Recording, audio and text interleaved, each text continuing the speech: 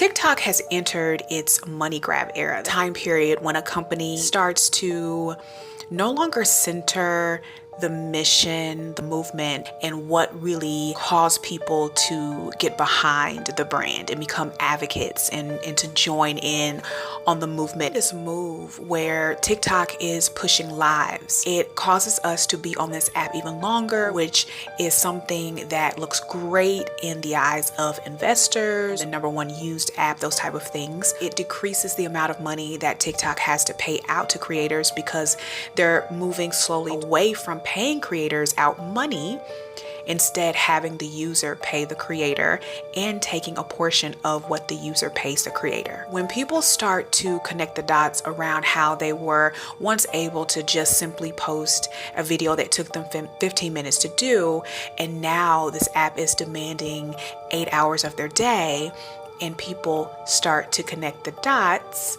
around how much time they have to put into this app in order to earn what they once earned, as well as starting to value their time.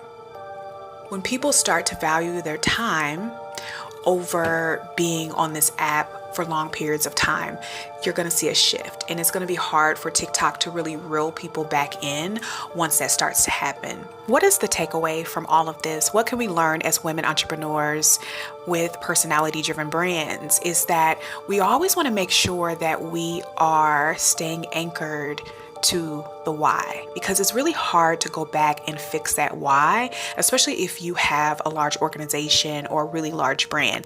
We have seen this with Bumble, we have seen this with JCPenney's, we saw this with Bed Bath & Beyond.